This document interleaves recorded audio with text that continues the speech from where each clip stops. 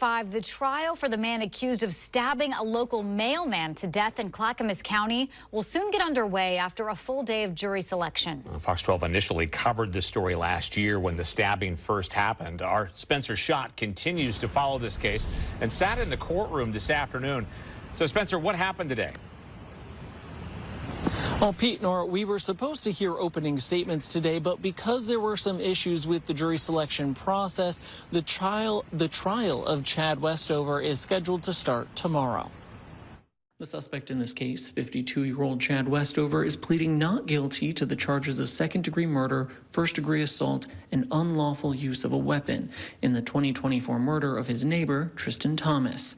Back on September 21st of last year, Thomas called 911 multiple times, first around 5:30 saying he was attacked by a neighbor in the parking lot of his apartment. Police documented his injuries but said there was not enough evidence to make an arrest. But Thomas was taken to a hospital to get checked out. Around 8 p.m. that night, Thomas went back home, only to call the police a few hours later, telling dispatchers the same neighbor who attacked him was back, this time accusing Thomas of stalking his daughter, bringing multiple friends with him, including Chad Westover. The beginning of the attack can be heard on the 911 call before it was dropped. The victim continued to yell and scream for help and yell that he had been was being stabbed. At one point, 911 called back, and this individual answered the victim's phone and told 911 that everything was all right and that no help was needed. Police say Thomas was stabbed more than 10 times in the face, neck, and shoulders. He died in the hospital a few weeks later.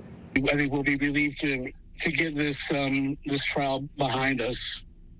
So hopefully we get the outcome that we want, and we can start the healing process. Thomas's cousin, Brandon Thomas, has been waiting for Westover's day in court for more than a year.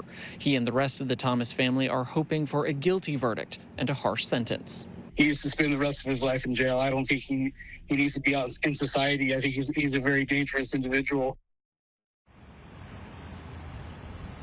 Now, this trial was scheduled to last for 2 weeks, but because of the delay we saw today, it could stretch into a third week.